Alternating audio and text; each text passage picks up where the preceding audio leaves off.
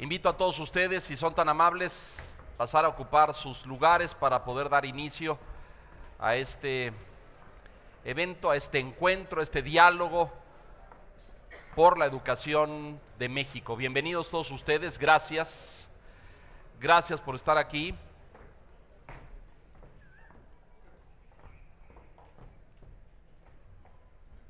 Muchas gracias. Muy buenos días a todos. A nombre de 10 por la Educación, les doy la más cordial bienvenida a todos. Gracias por acompañarnos nuevamente, quienes lo hicieron en el evento anterior y quienes nos acompañan el día de hoy por primera vez, bienvenidos. Muchas gracias. Es un espacio importante para quienes trabajamos en y por la educación. Es un espacio que pretende construir no solamente visión, perspectiva, estrategia, compromisos de qué y para dónde debe de ir la educación en nuestro país. Ese es el propósito de este espacio. Les voy a presentar a los representantes de organizaciones de la sociedad civil, quienes estarán realizando preguntas en este escenario a los distintos candidatos a la presidencia de la República. El formato y la agenda que vamos a sostener el día de hoy es como sigue. En unos momentos más vamos a recibir aquí, en primer lugar, al candidato de la coalición Todos por México, el doctor José Antonio Meade Curibreña. Un poco más tarde, a las 10 de la mañana con 20 minutos, estará con nosotros la candidata independiente Margarita Zavala. A las 11:40 estará con nosotros el candidato Ricardo Anaya de la coalición Por México al Frente. Y finalmente estará con nosotros el candidato independiente Jaime Rodríguez Calderón. Es importante subrayar y mencionar a todos ustedes que se formularon desde este consenso de organizaciones de la sociedad civil invitaciones a los 5 candidatos a la República. El candidato Andrés Manuel López Obrador de la coalición Juntos Haremos Historia declinó la invitación y decidió no participar el día de hoy con nosotros. Entonces no contaremos con su presencia, tendremos la presencia de los demás candidatos. Presento rápidamente a quienes esperamos la entrada del señor candidato para hacer la presentación todos juntos. Si son tan amables, recibamos al doctor José Antonio el doctor José Antonio Meade Curibreña, candidato.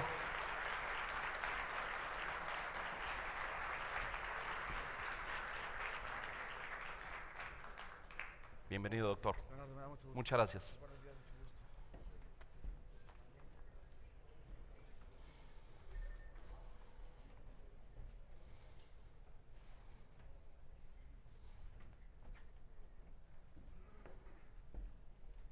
No, por favor, gracias, muchas gracias.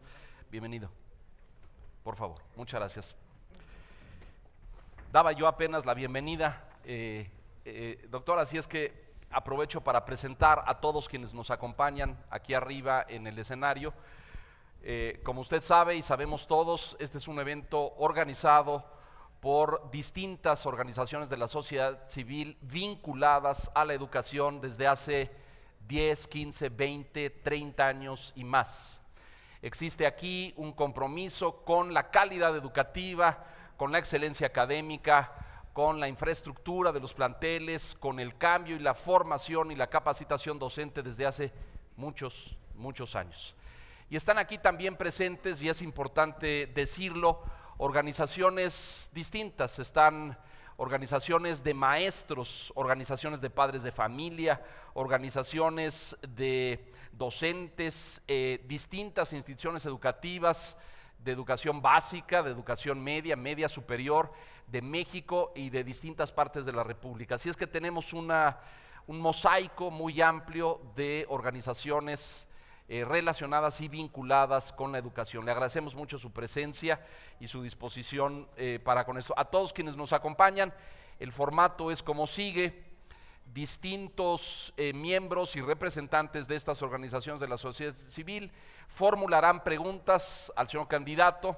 Tendremos tiempos muy precisos para la respuesta sobre puntos muy concretos y 10 temas. Voy a presentar a quienes nos acompañan, doctor, y a todo el público. Alexandra Zapata del IMCO, bienvenida Alexandra, muchas gracias por estar aquí, del Instituto Mexicano para la Competitividad. Marco Fernández de México Evalúa, gracias Marco, bienvenido, muy buenos días. Leonardo García de la Unión Nacional de Padres de Familia, gracias Leonardo, muchas gracias. Está con nosotros Alejandro Almazán de Únete, bienvenido, muchas gracias. No está, nos cambiaron. Mejor, bueno, ahí me dicen que las organizaciones que en distintos momentos van a intercambiar representantes para formular las preguntas. Es bueno saberlo, ¿verdad? Siempre importante. Don David Calderón de Mexicanos Primero, muchas gracias. Francisco González, a favor de lo mejor, bienvenido, muchas gracias. Don Enrique Madero de XEP, bienvenido, muchas gracias. Tenemos de este lado a Eric Ramírez de Enseña por México, ¿es correcto? En su representación. Muy bien. ¿Qué tal si nos presentamos mejor así y no cometemos estas? Por favor. Friné, don Raúl, por favor. Raúl Medina Mora y Casa, presidente ejecutivo de Compromiso Social por la Calidad y la Equidad de la Educación. Gracias, Raúl. Don Francisco. Francisco Landero, Suma por la Educación. Gracias. Juan Yudico Errasti, representante de Coparmex. Bienvenido, muchas gracias. Sonia Gaspar de Proeducación. Bienvenida. María del Carmen Férez de Reduca. Muchas gracias. Bueno, ahí estamos. Doctor, si le parece bien, iniciamos con la primera pregunta y iniciamos la discusión. Tiene la palabra Alexandra Zapata para formular la primera cuestionante, si le parece bien. Muchas gracias. Candidato. Audio.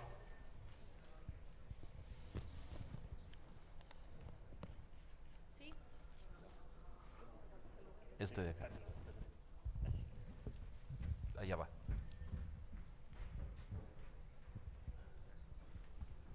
Gracias. Candidato. ¿Qué acciones implementarán para que el modelo curricular vigente se aterrice efectivamente en todas las aulas? Bueno, muy buenos días primero, muchas gracias Leonardo por la presentación, muchas gracias a todos ustedes por la invitación, por el foro. Es un foro interesante, es un foro casi de especialistas, sin el casi. Es un foro donde estamos hablando de detalles ya muy puntuales y muy precisos de qué queremos hacer y cómo vemos a la educación en México. Es un foro, sin embargo, y sí quisiera comentarlo muy brevemente al principio, que presupone un consenso básico alrededor de cuál es la dirección que tiene que tomar la educación en México. Y me parece que desde alguna perspectiva desperdiciamos un poquito la oportunidad de tener una reflexión más amplia de si estamos de acuerdo o no en la dirección que está tomando el eje rector de lo que queremos para la educación de los hijos. Y ahí hay visiones muy encontradas, y en este ejercicio se trata de hablar de la nuestra, y eso es lo que voy a hacer y en eso me voy a concentrar. Pero sí quisiera aprovechar para poner sobre la mesa que el debate es mucho más amplio, y que el debate de fondo cuestionaría incluso las preguntas. Hay mucha gente que no estaría de acuerdo con la premisa de la pregunta. Aquí, por ejemplo, se nos pregunta si y cómo pensamos avanzar en la dirección del nuevo modelo curricular. La pregunta de entrada debía de ser si pensamos o no que debía de haberse actualizado el nuevo modelo curricular. Y ahí hubiésemos encontrado dos respuestas. Hubiera habido algún candidato, si es que hubiera aquí venido, para decir que no está de acuerdo en la premisa de muchas preguntas. Y a mi juicio, ese es el debate grande. Ese es el debate importante. El debate importante es el de la premisa de si estamos o no de acuerdo en que la educación tiene que poner al centro a las niñas y a los niños.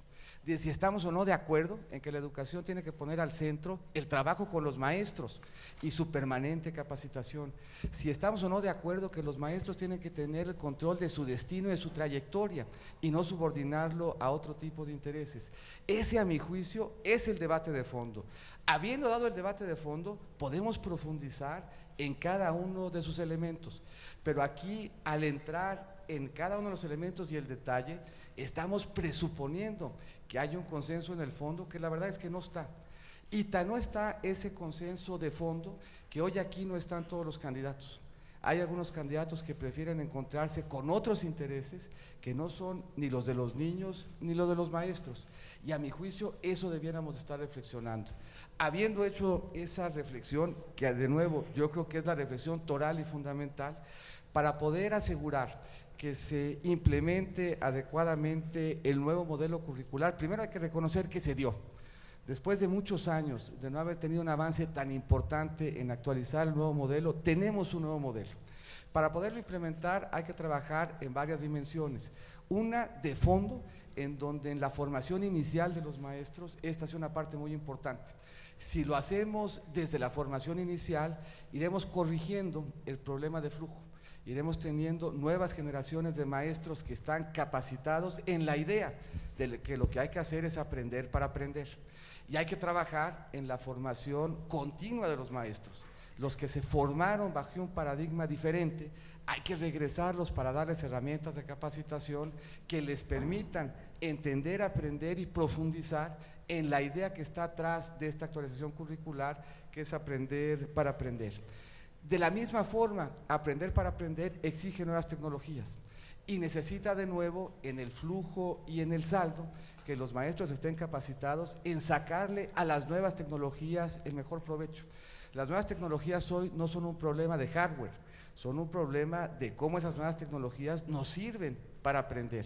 Y eso implica que los nuevos maestros desde su formación sepan aprovechar esas tecnologías y los que se formaron distintos se actualicen.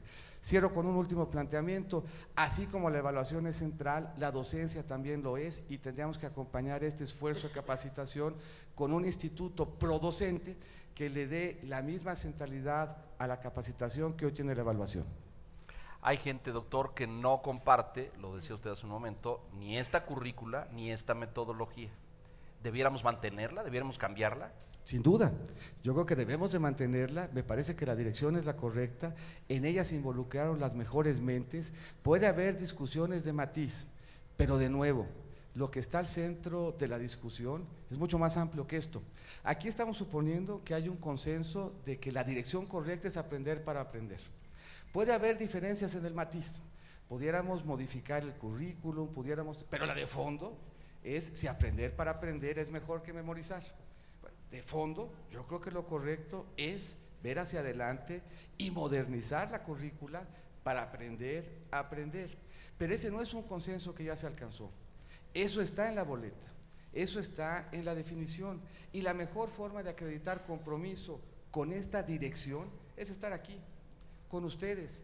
Aquí está quienes le han dedicado una vida a la educación y quienes han visto en los últimos años una gran centralidad en este debate, quienes han sido actores fundamentales en que movamos el debate educativo alrededor de las niñas y los niños, de que lo movamos alrededor de cómo debíamos de aprender y con qué instrumentos. Al mismo tiempo que está sucediendo esto, hay que cuestionar de fondo si lo que hemos hecho, si esta revolución de poner a las niñas y a los niños al centro es correcto, o si tendríamos de nuevo que mantener los rehenes de otros intereses. Entonces, ¿cómo asegurar que se complemente? Trabajando con los maestros, trabajando con la tecnología, trabajando desde la formación inicial y dando espacios de formación continua, dándole la misma centralidad que tiene la evaluación al apoyo a la docencia para que esta capacitación sea permanente, con un instituto prodocente que permita asegurar que la educación continua y la inicial estén adecuadamente centradas en darle a los maestros en lo continuo y en lo inicial los elementos adecuados para que puedan implementar esta modificación absolutamente revolucionaria en términos de la visión de cómo tendríamos que estar aprendiendo en las aulas. El punto evidente a continuación sería cómo construimos ese consenso, pero a lo largo de la entrevista y del diálogo con los expertos, doctor, hablaremos del servicio profesional docente y de la formación docente de todo esto. En este mismo eje de currícula y metodología pedagógica de México Evalúa, Marco Fernández, por favor. Hola, muy buenos días. Muy buenos días.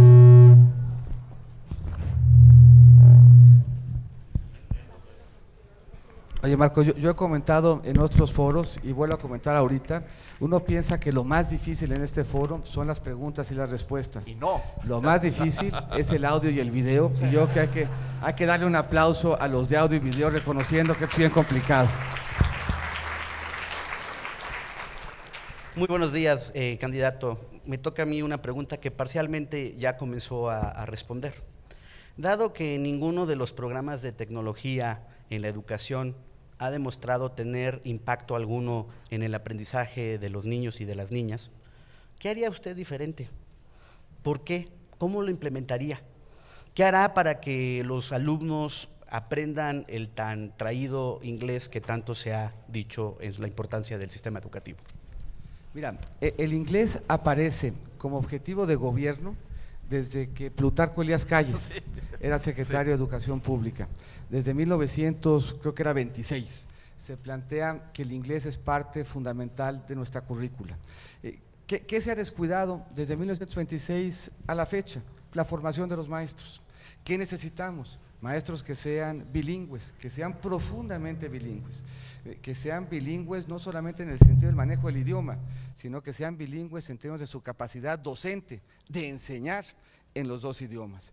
¿Eso a qué nos lleva? Pues nos lleva a que tenemos que hacer de nuevo un ejercicio en la educación continua, pero sobre todo un ejercicio que rinde mejores frutos y que es más estructural en la formación inicial de los maestros, donde primero teníamos que sembrar la semilla para efectos de que el inglés tuviéramos la capacidad de convertirlo en un elemento fundamental de competitividad y hacer realidad que los mexicanos salgan del sistema educativo plenamente bilingües en términos de español e inglés, además de ser bilingües en algunas otras regiones del país en términos de lenguas originarias. Pero lo que necesitamos son una generación de maestros que tengan esa capacidad. Hay que empezar por ahí. Aquí no hay atajos. Nosotros no tendríamos hoy capacidad de tener 200,000 maestros bilingües en todas las escuelas, pero sí tendríamos capacidad de tener a los mejores docentes en las normales para que los maestros salgan plenamente capacitados en el manejo del idioma y en la capacidad de enseñar. Y sin tener aquí acceso a ningún atajo, sino asumiendo que de fondo lo que necesitamos es cambiar la formación de todos los maestros para que todos sean bilingües, empezar por las normales. Es un camino que no se va a agotar en 2, en 4, en 6, a lo mejor en 12 o 18 años, pero después de perseverar en que todos los maestros desde la normal tengan esta capacidad, al cabo de una generación vamos a lograr lo que fue un anhelo desde 1926, que nuestra educación pública y la educación básica permita que se gradúen mexicanos que sean bilingües y que con cargo a ello tengan mejores accesos y mejores oportunidades en un mundo plenamente global. Hay que reconocer que va a costar trabajo.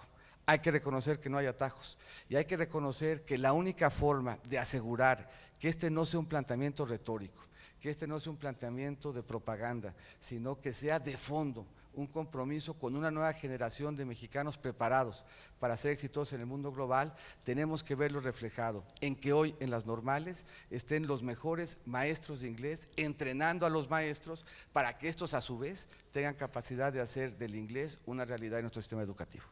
Materia tecnológica, doctor Meade, ¿más equipos o no equipos? ¿Tablets, móviles, laptops? Nada de eso. ¿Qué postura defendería usted? Defendería 2 o 3 matices. Uno primero, pues darnos cuenta que la tecnología cambia a diario y por lo tanto darnos cuenta que la tecnología de hoy va a ir cambiando también hacia adelante. Antes se pensaba que la tecnología había que comprarla. Yo creo que ahora hay que apostarle a que la tecnología es un vehículo de mecanismos didácticos y una puerta de acceso al mundo. Pero de nuevo, pues la tecnología se aprende a utilizar. La tecnología, ya sea tablets o computadoras o centros digitales o el mecanismo que vayamos escogiendo y renovando, porque teníamos que irlo renovando permanentemente.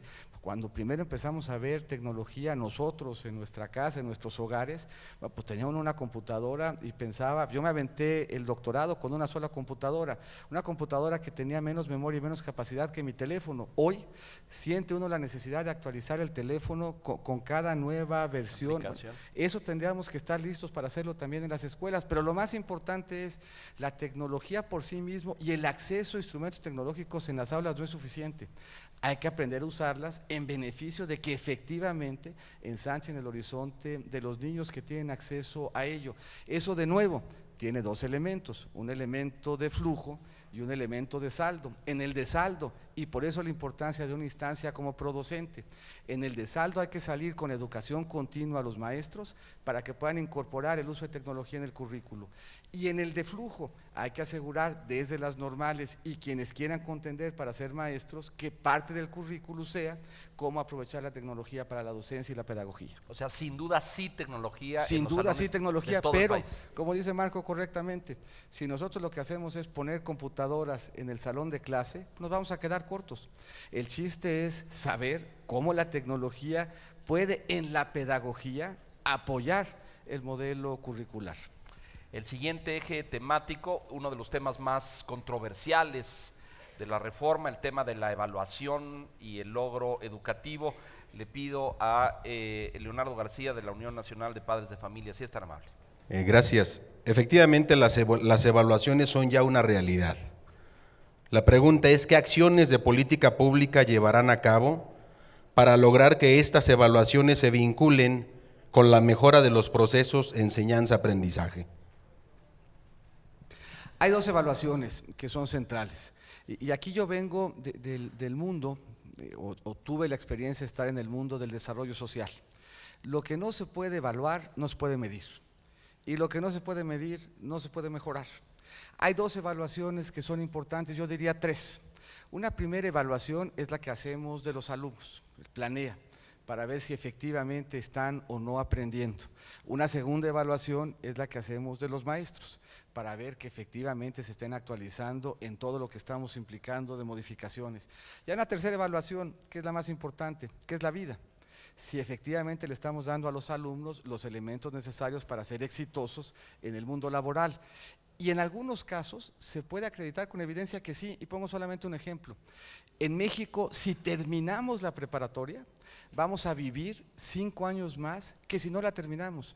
Esa es una buena evaluación de que los materiales que le estamos dando a los alumnos en nuestro sistema de educación formal les están siendo útiles para ser exitosos en su vida. Tan es así que la vida de quien tiene estos elementos a la mano se extiende por 5 años respecto de quien no la tiene.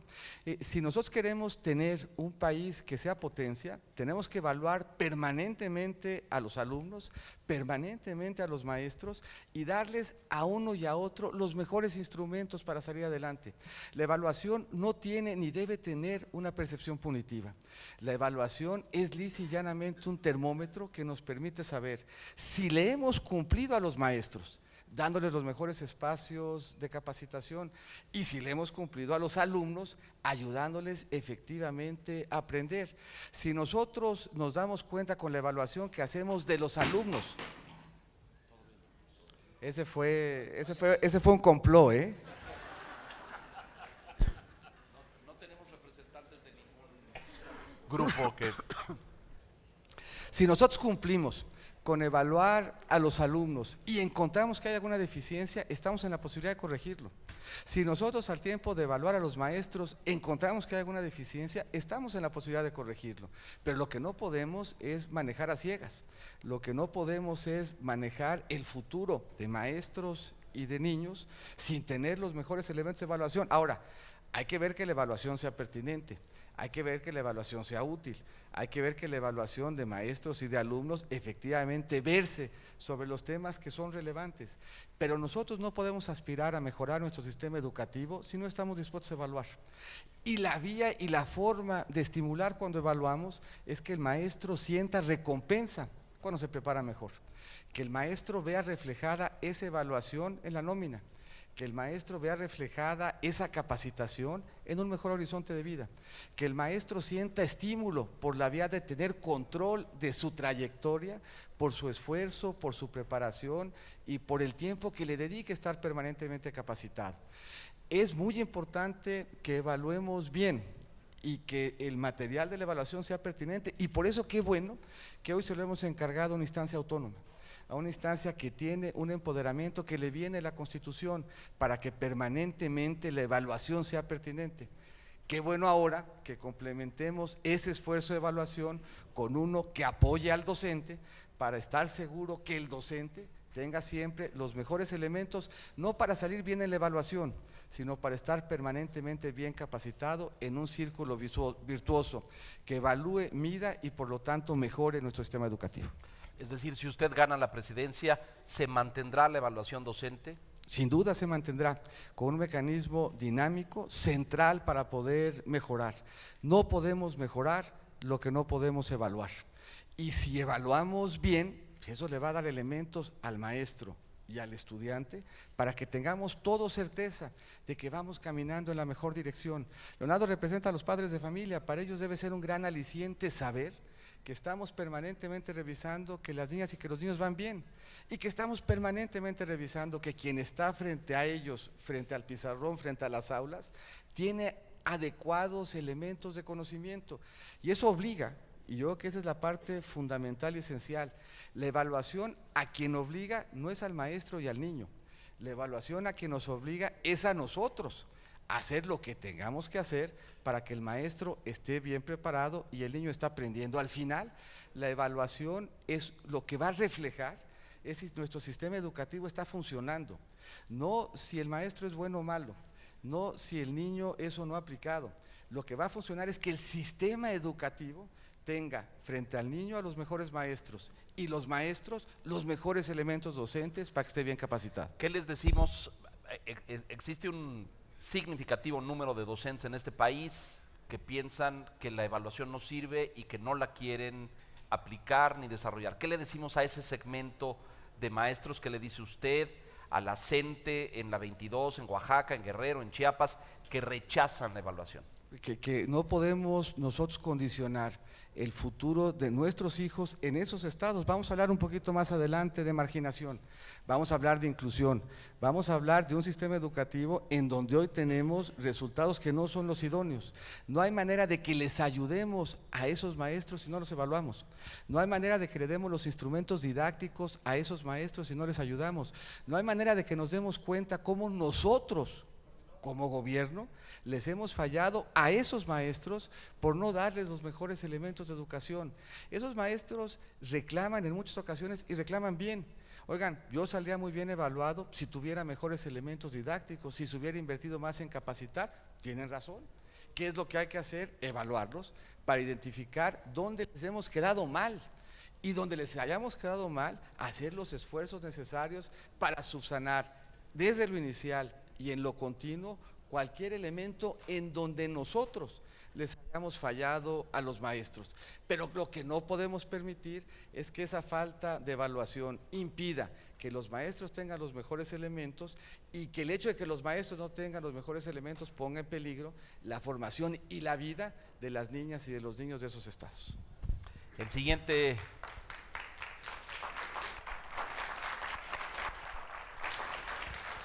eje temático tiene que ver con inclusión y equidad. Adelantaba ya usted hace un momento algunas de las preocupaciones en ese sentido en términos de marginación o de desequilibrios en el sistema, donde tenemos escuelas con muchos recursos y buenos maestros y otras donde no tenemos nada. De Únete, el representante de Únete. Antonio Prida, representante de Únete. Muchas gracias, Antonio. Buenos días, doctor Mid. ¿Cuáles serán las principales acciones que tomará para reducir las brechas educativas y hacer el sistema más incluyente? ¿Qué propone para atender el abandono escolar en la educación media superior? Gracias. Respecto al primer planteamiento, sin duda, el derecho más habilitante de todos es la educación. El que nos va a acompañar literalmente desde lo prenatal hasta la muerte, pues es la educación. Esa nos va a ir abriendo puertas, nos va a ir permitiendo desarrollarnos, nos va a ayudar a tomar mejores decisiones, nos va a ayudar a procesar situaciones complejas e implementar la mejor estrategia para enfrentarla. Desde el punto de vista de equidad, ahí es donde tendría que estar nuestra principal apuesta y ahí es donde está nuestro primer reto, para demostrar el compromiso con la inclusión y la equidad. Como se dice de manera ordinaria, pues ese amor y ese aprecio tiene que verse reflejado en el presupuesto. y tiene que verse reflejado además en adecuados estímulos. En términos generales, la plaza y la trayectoria laboral debiera de acompañar al maestro a donde se moviera, probablemente con una sola excepción, que es el caso de aquellas zonas marginadas en donde la presencia de un buen maestro puede hacer una diferencia enorme. Hay muchos estudios que han acreditado que un maestro bien formado frente a un aula permite incrementar el rendimiento de los alumnos hasta en 2,5 veces en promedio respecto de un maestro que no tiene los niveles de capacitación adecuados. Eso quiere decir que tendríamos que acompañar de mejores salarios al maestro que vaya para trabajar en esos espacios de inclusión y de marginación. Y ese bono salarial no tendría por qué acompañar al maestro, tendría que acompañar a la plaza, al lugar, al espacio en donde estamos queriendo motivar para corregir un problema de desigualdad y un problema de exclusión. En México hablamos de inclusión, hablamos de igualdad y hablamos de equidad. En materia educativa, lo que tenemos que hacer es lograr equidad. Si nosotros damos idéntico apoyo a todos, no estamos corrigiendo que partimos sobre la base de una profunda inequidad en el país que exige una política pública diferenciada. Y esa política pública diferenciada tiene que ir desde el estímulo al maestro hasta la inversión en una infraestructura que es la más rezagada. Uno aprende también de sus errores. Yo fui secretario de Desarrollo Social y echamos a andar un programa que se llamaba Fútbol por la Inclusión, pensando justamente en el tema de deserción escolar. Veíamos nosotros entre la población próspera que niñas y niños abandonaban la educación media superior. Y se nos ocurrió una idea que en el escritorio se oía a todo dar. Vamos a armar un torneo de fútbol, buscamos a las niñas y a los niños, los incentivamos, los motivamos, al que gane el torneo lo traemos a jugar a la Ciudad de México y al que gane la final en la Ciudad de México se va un mes a España, patrocinado, en ese caso creo que era por el Atlético de Madrid, para jugar allá y entrenarse un mes. Pues el programa se oía a todo dar, padrísimo. Bueno, cuando fuimos a buscar a las niñas y a los niños que habían desertado, nadie estaba en el ocio. Nadie estaba ni estudiando ni trabajando, se estaban partiendo el alma por salir adelante y esa nos dio una lección de vida. Cada situación de deserción escolar esconde una tragedia y esa tragedia obliga a que tomemos medidas importantes. ¿Por qué desertaban los niños en lo escolar? Uno, por costo de oportunidad. Tenían necesidad de generar ingresos en familias que tenían muy pocos. Si eso se atiende con becas que tienen que estar presentes. Por lejanía entre la vivienda y la escuela. Si eso se atiende con más infraestructura que permita que la distancia entre la escuela y la casa pues esté acotada de forma tal que no se vuelva prohibitivo acceder a la escuela. Eso se atiende por la vía de revisar esa escuela particular y ver si algo desde la infraestructura hasta la docencia para capturar la imaginación del estudiante y que esté convencido de que esa alternativa educativa le va a cambiar la vida. Pero el pensar que hay una predisposición al ocio es equivocar el diagnóstico. Cada vez que alguien deserta, estamos condenando a ese joven a una vida en pobreza. En México, de cada 10 pobres extremos, 9 no terminaron la preparatoria. Eso quiere decir que si nosotros logramos una sola transformación, que es que en México se termine la preparatoria, habremos dejado un piso parejo, no solo para esos jóvenes, sino para que el país salga adelante con mejores condiciones. Implica reconocer que no hay una sola causa en la deserción. Implica reconocer que tenemos que trabajar en cada caso para hacer un diagnóstico puntual y desplegar desde la infraestructura hasta la beca lo necesario para que los jóvenes sí o sí terminen la preparatoria. El siguiente eje temático, doctor, tiene que ver con otro de los temas delicados y complejos del sistema educativo nacional, la profesionalización docente de Mexicanos Primero. David Calderón, por favor. Muchas gracias. Doctor, David, ¿qué harán para mejorar la formación inicial y continua de maestras y maestros? ¿Y qué cambio le haría a la ley del servicio profesional docente si así lo considerara? Mira, lo primero que haría es un spot extraordinario que ponga…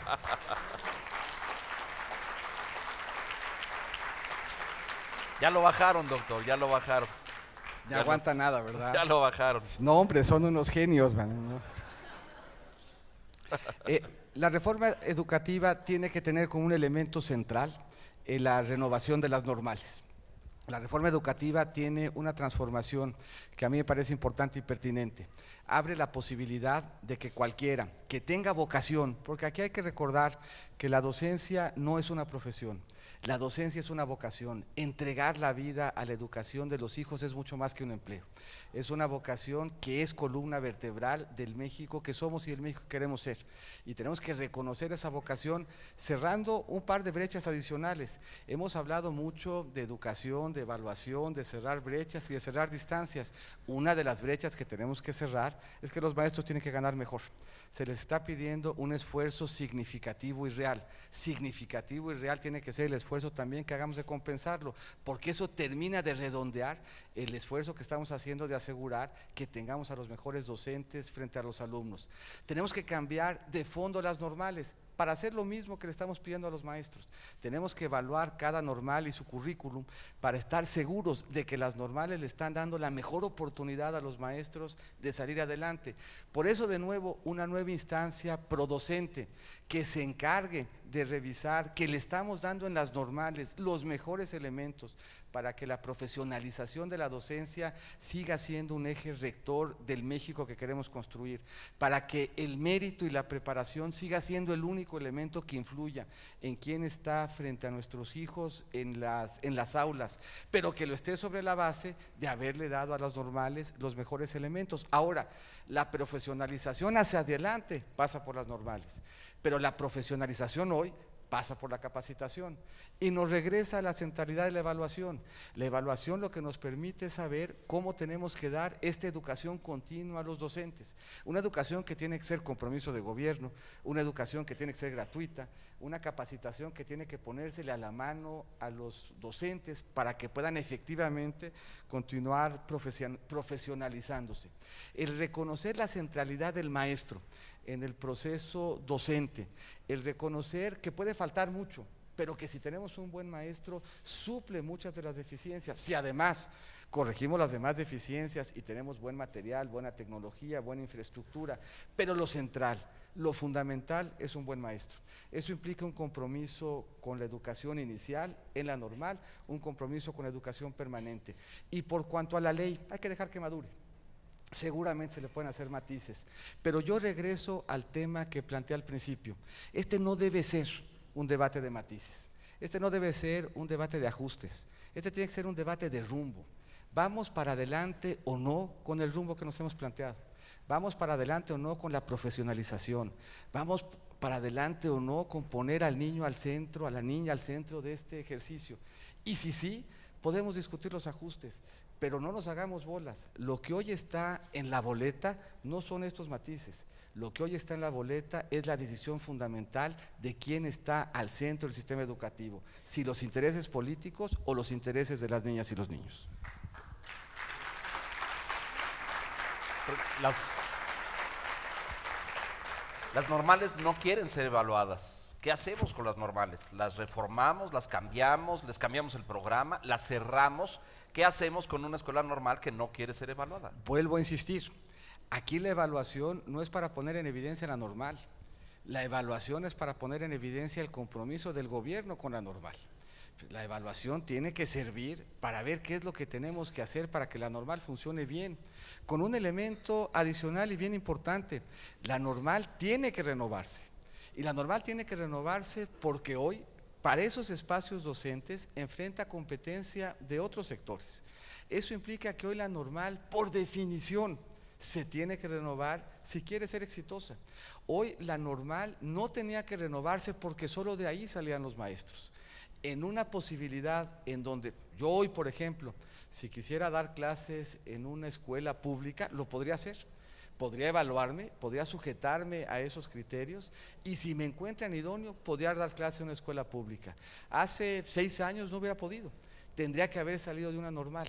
Hoy la normal tiene que evaluarse por necesidad, tiene que evaluarse por sobrevivencia y tiene que evaluarse para que sepa la normal cuál es el compromiso que el gobierno tiene que hacer con ella, para darle a cada normal los elementos necesarios en su programa, en su infraestructura, en sus apoyos, para que ahí salgan los mejores maestros.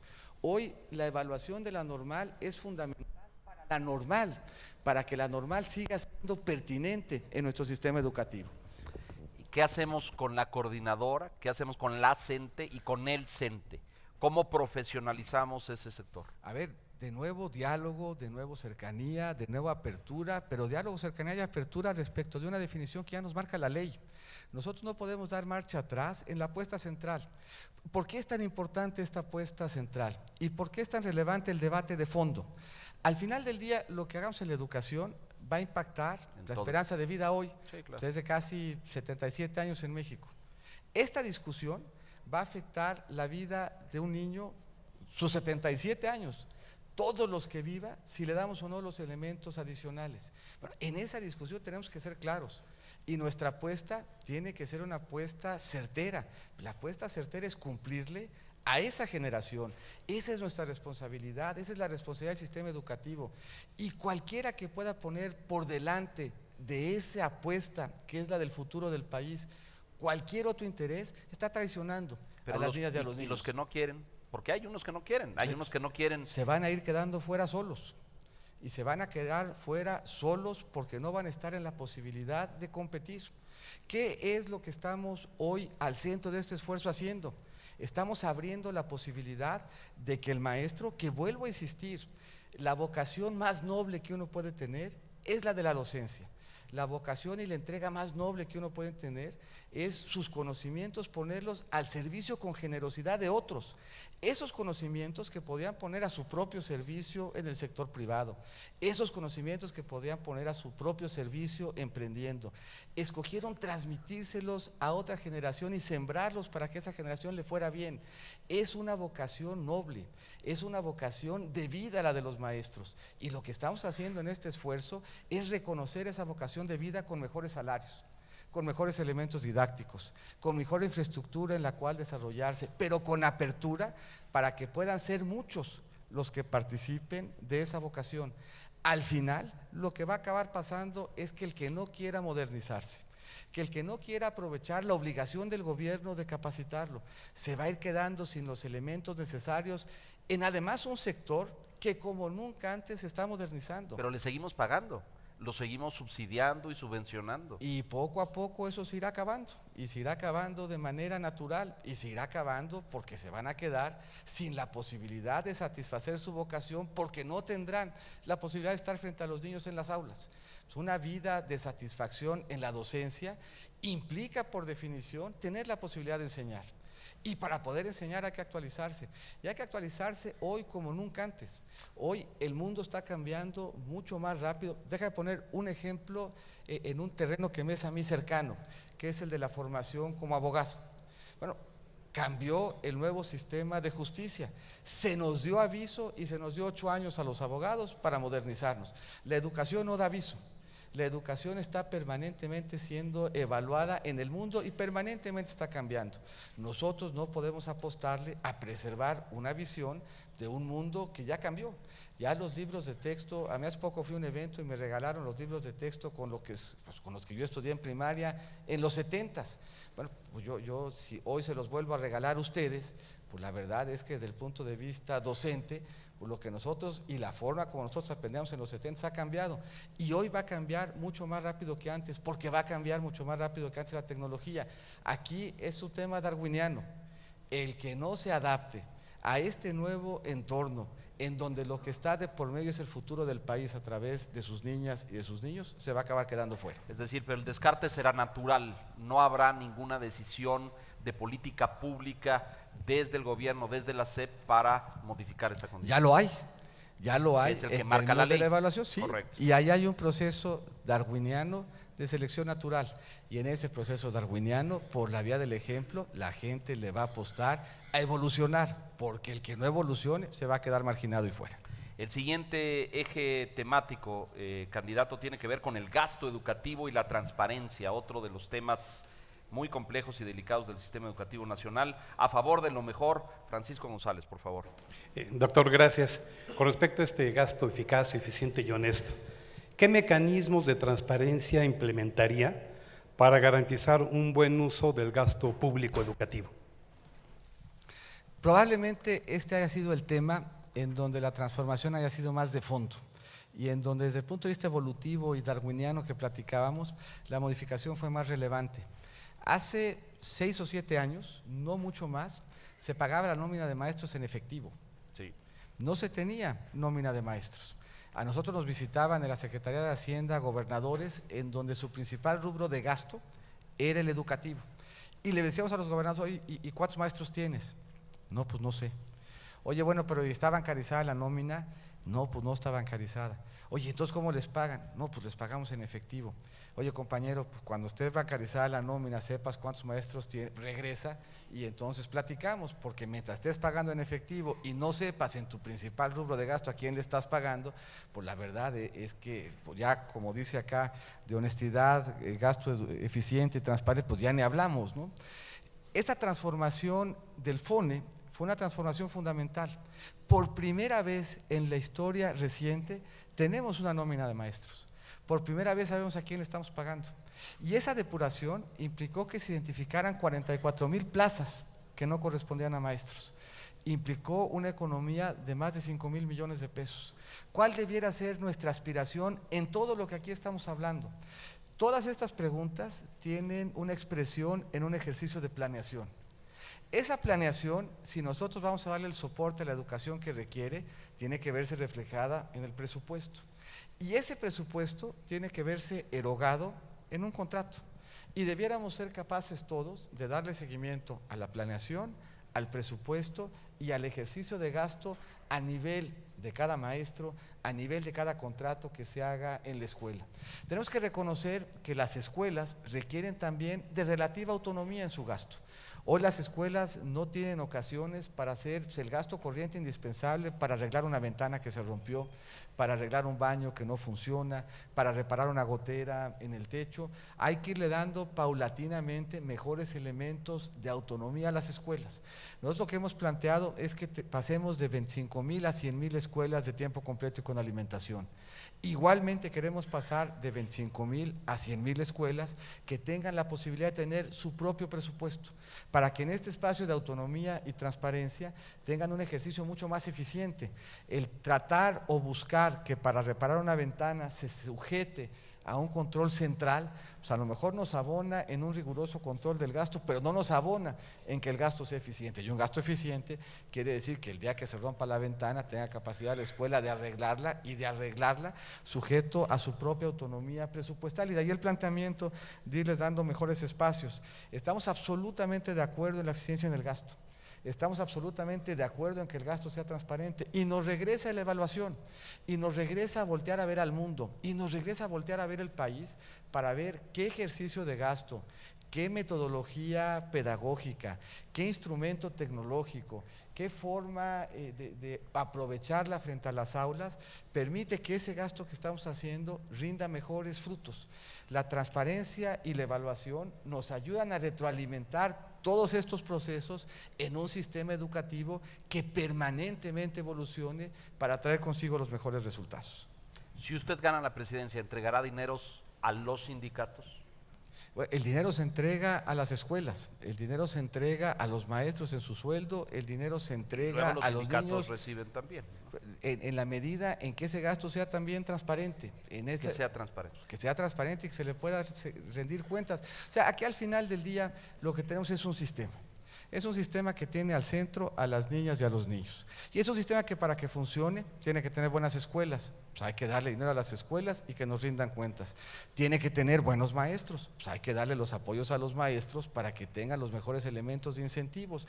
Y están agrupados de forma sindical. Y en esa agrupación de forma sindical pues hay algunos trabajos de representación que son valiosos.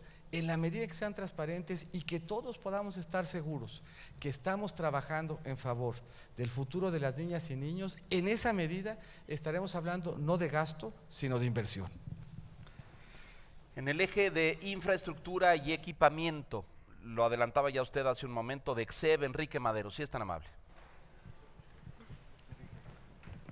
Señor secretario.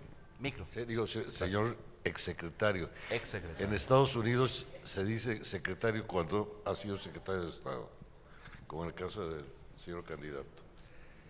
¿Cuáles son sus metas en relación a la mejora de la infraestructura escolar y cómo propone lograrlas.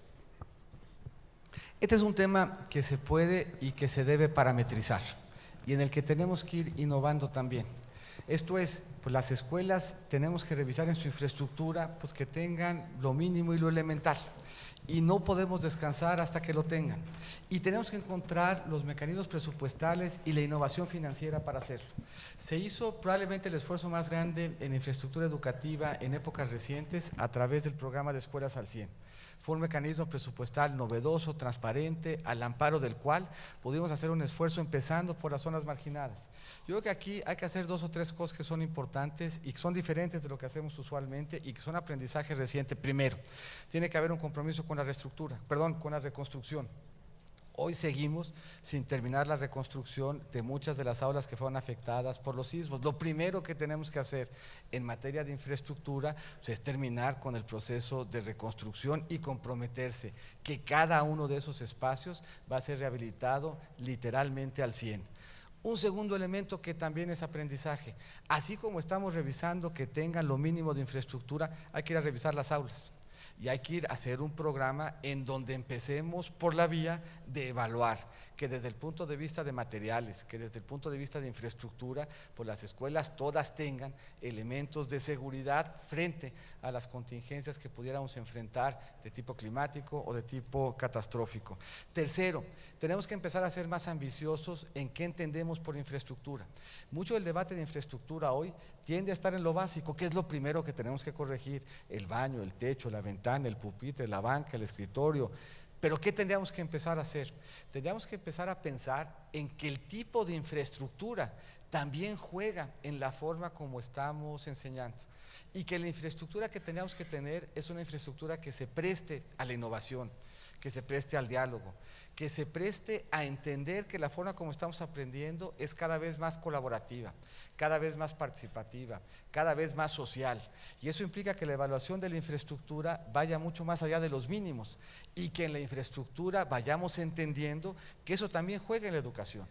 Y que en un modelo educativo que se está transformando para ser cada vez más social, cada vez más cooperativo, cada vez más participativo, cada vez más orientado en resolver problemas, cada vez más transversal en su enfoque, el tipo de infraestructura también juega en términos de cómo le estamos ayudando a las niñas y a los niños a aprender. El mecanismo para financiarlo ya podemos y ya acreditamos que hay manera. Lo que tenemos que identificar es cuáles son nuestras prioridades en infraestructura, empezar con la reconstrucción, terminar con la modernización de nuestra visión de infraestructura de las aulas, y el mecanismo presupuestal habrá de acompañar el esfuerzo con transparencia, con rendición de cuentas y de forma tal que no sea obstáculo para tener la infraestructura que necesitamos. Gracias, candidato. El tema de gestión escolar, Enseña por México, por favor. Gracias. Pilar Castellanos, de Enseña por México. Candidato, ¿cuáles son sus prioridades para mejorar la gestión en las escuelas y cuál será su estrategia para implementarlas? Yo creo que es uno de los temas que más se va a modernizar y que más va a cambiar. De nuevo, nos regreso un poco a los mínimos. Pues los mínimos de gestión en la escuela hoy los definimos porque tengamos las plantillas completas y porque esas plantillas completas pues, nos permitan tener una gestión de las escuelas adecuadas. Pero ahí tenemos la oportunidad de dar un brinco muy importante en materia de cómo se gestionan las escuelas. Y aquí la experiencia no es la de Cedesol, sino la experiencia hacendaria en términos de las plataformas digitales. Hoy las escuelas en su gestión siguen viviendo sin plenamente aprovechar la transformación digital de la que hemos sido objeto. El SAT, el Sistema de Administración Tributaria, vivía en papel y con 5 años de rezago, con controles burocráticos de todas y cada una de las gestiones. El SAT evolucionó para empezar a vivir en un mundo digital, en tiempo real, y con la posibilidad de descargar muchas labores de gestión ordinarias, aprovechando la administración pues, de grandes datos y la posibilidad que la digitalización te da de que mucho de este trabajo paramétrico se descargue, se centralice y desde alguna perspectiva se obvie. Pues las escuelas saben cada vez mejor qué es lo que tienen que hacer. Y esta transformación digital nos permite descargar la burocracia en favor pues, de mucho más tiempo pensando y trabajando pues, en favor de las niñas, de los niños y del la docencia. Entonces sí partimos de los mínimos, tenemos plantillas completas, tenemos esos indicadores, los podemos revisar, los podemos buscar, pero tiene que haber en la gestión una revolución digital. Para que esta revolución digital se dé, todos tienen que tener acceso a lo digital. Todas las escuelas tendrían que tener la posibilidad de esa plataforma y teniéndola, tendrán no solamente mejores elementos docentes, tendrán no solamente la posibilidad de aprovechar mejores elementos pedagógicos, tendrán también la posibilidad de descargar por la vía digital mucho del trabajo de control que hoy se hace en papel, a distancia y de manera ineficiente. Aquí yo creo que hay una gran transformación y una gran posibilidad de poner a las escuelas dando un brinco cuántico en términos de cómo se gestionan para aprovechar esta incursión en lo digital. Este nuevo escenario educativo en México, doctor, que incluye la participación social, es decir, la presencia de padres y madres en comités dentro de las escuelas participando en la toma de decisiones. Por Fundación Banorte, Friné Salguero. Si es tan amable, por favor. Buenos días, candidato. La pregunta es, ¿qué estrategia implementarán para fortalecer la participación activa de las familias en los procesos educativos? Uno de los elementos transformadores, una de las semillas más importantes que hoy nos tiene donde estamos, fue justamente la creación del Consejo Nacional de Participación Social. Ese fue, desde el punto de vista de evolución, un parteaguas, porque reconoció el papel que la sociedad juega en cómo aprendemos, en cómo enseñamos, en cómo construimos un sistema de educación. Este esfuerzo, lo decía Leonardo al principio, este esfuerzo y este foro convoca a cientos de instituciones que han hecho de la educación su vida y su misión. Cientos de instituciones que se han puesto a pensar en cómo podemos hacerle para que tengamos los mejores elementos de éxito en beneficio de las niñas y de los niños. Cientos de instituciones que hoy aportan su conocimiento en este foro, su emoción y su cercanía, pero cientos de instituciones que hoy tienen una participación mucho más rica porque hay información. Cientos de instituciones, empezando por los padres de familia, que son actores relevantes en este proceso, que hoy pueden saber qué están aprendiendo sus hijos, con qué material didáctico, con qué filosofía pedagógica, con qué maestros, cómo fueron evaluados. El salto cuántico en términos de la calidad de la participación de la sociedad civil en nuestros espacios educativos se da porque como nunca hay acceso a información. Y como nunca el debate en consecuencia puede ser un debate informado.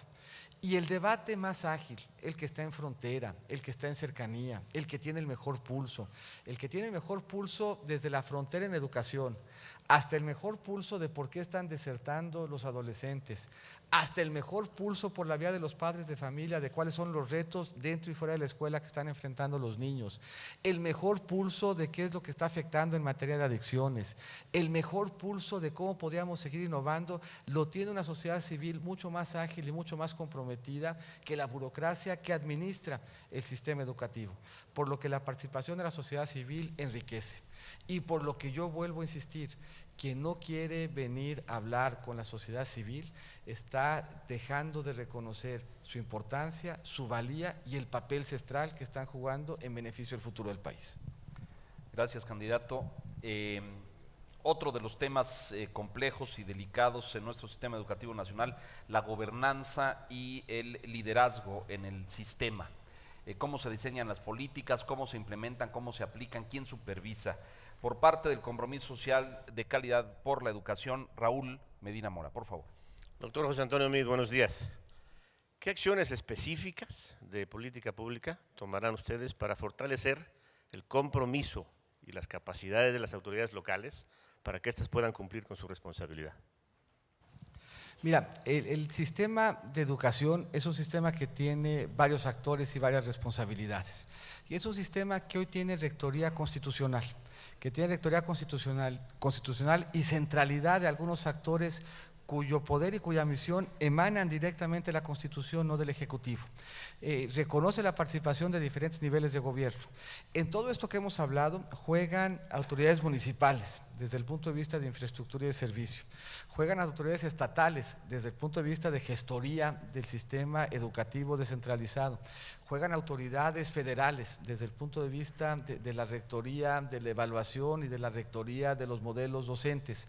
Todo ese aparato se exige compromiso y gestión, exige multianualidad y prospectiva, exige instancias que permanentemente estén pensando cómo nos coordinamos mejor.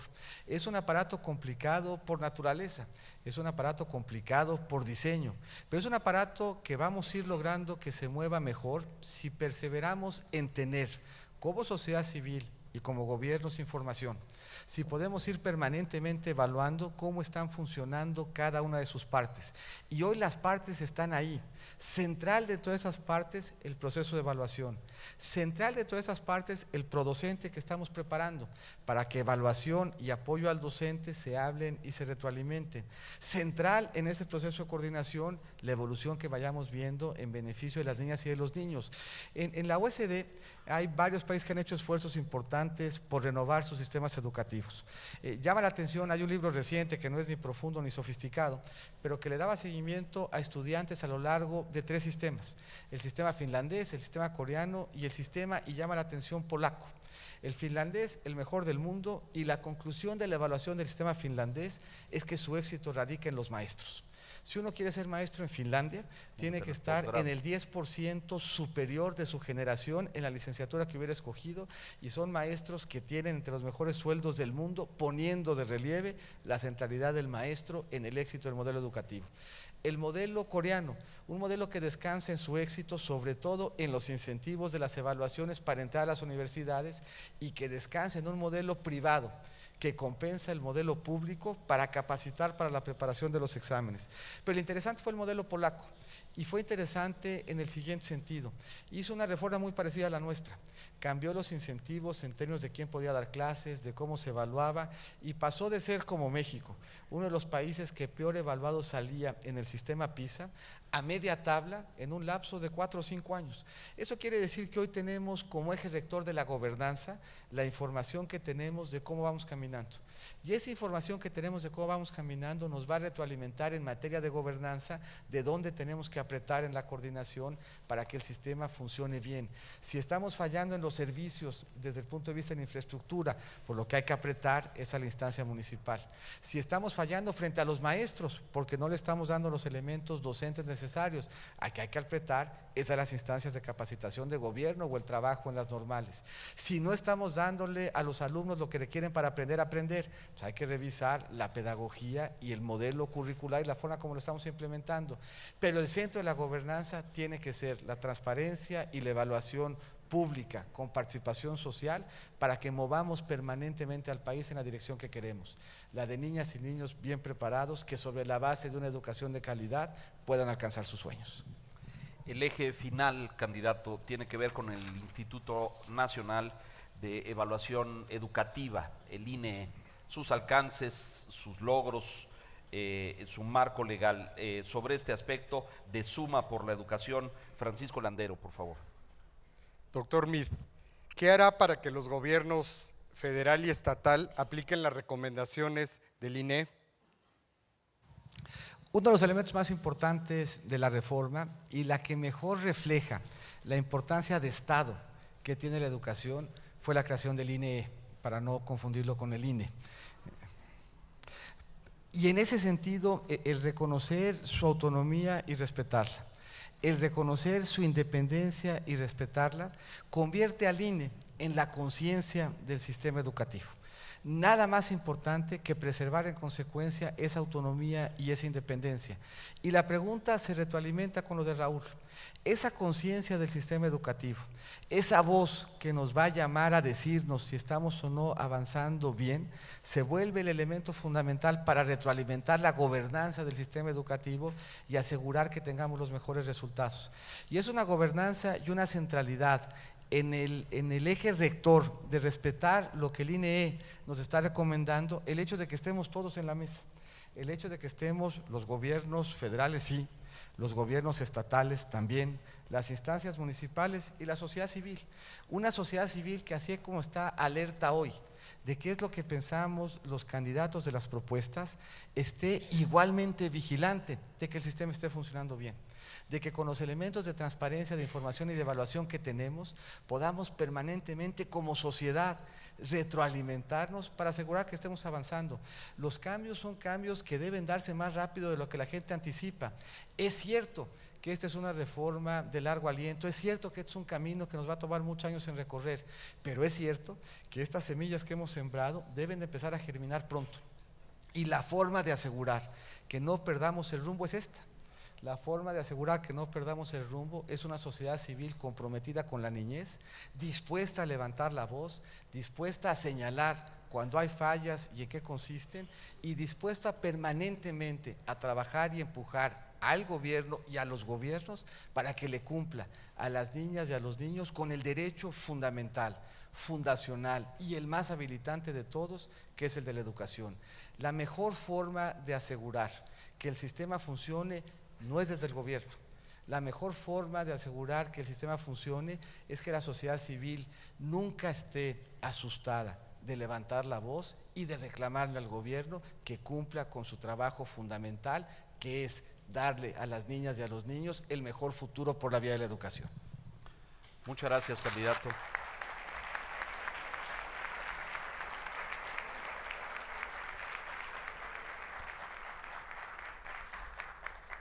El tema con el INE es que a veces emite una serie de dictámenes y de evaluaciones y de diagnósticos y no les hacemos mucho caso. Acá estamos para reclamarlo. Esa es justamente la idea de un sistema transparente. La síntesis de las 10 preguntas es esta. La síntesis de las 10 preguntas es que hoy podemos sentarnos en un espacio como estos y hablar de si estamos rindiendo o no bien cuentas, hablar de si estamos o no implementando adecuadamente la educación inicial y la formación continua para asegurar que aprender a aprender funcione, hablar de qué es lo que tenemos que hacer en materia de gobernanza, evaluar si efectivamente estamos caminando en la educación o en la dirección correcta en términos de nuestra infraestructura. Este ejercicio que acabamos de hacer aquí es el espíritu que nunca debía de perderse. Y yo por eso quiero un poco cerrar como empecé. Esta es una discusión que no está acabada y este es un compromiso y una dirección que no está consolidada. Esto de lo que hemos hablado ahorita es lo que está en la boleta. Lo que está en la boleta el 1 de julio, entre otras muchas cosas, es qué pensamos de la educación. ¿Cómo pensamos que debíamos de trabajar para asegurar que la educación sea la mejor herramienta que tenga el país para salir adelante? Y la única forma de asegurarlo es que estemos dispuestos a comparecer frente a este grupo y decir lo que pensamos, y decir a qué nos comprometemos, y explicar cómo y qué vamos a hacer para asegurar que no haya un solo niño y una sola niña que por falta de educación esté condenada a vivir en pobreza en México. El mejor elemento para corregir la falta de inclusión en el país, el mejor elemento para corregir la marginación, el mejor instrumento de ecualización social es la educación. Y por eso hoy discutirla es importante. Y es importante no discutir solo los matices, es importante no discutir solo los acentos, es importante discutir lo estructural, lo fundamental, el sentido de la apuesta y el compromiso que tenemos de darle centralidad a nuestros hijos en nuestro esfuerzo educativo. Eso es lo que está en la boleta. Y yo vuelvo a insistir en algo que decía ayer en una entrevista. Frente a la historia, se nos va a recordar por si estuvimos o no dispuestos en esta elección a levantar la voz por lo que creemos. No a discutir sobre los matices, no a discutir sobre los márgenes, sino salir de manera comprometida, levantar la voz y decir: queremos un sistema educativo que privilegie únicamente el interés de las niñas y de los niños, que privilegie únicamente a los maestros para que tengan los mejores elementos, y no estamos dispuestos a tolerar a nadie que pretenda subordinar la educación a sus ambiciones políticas. Muchas gracias, señor candidato. Muchas gracias.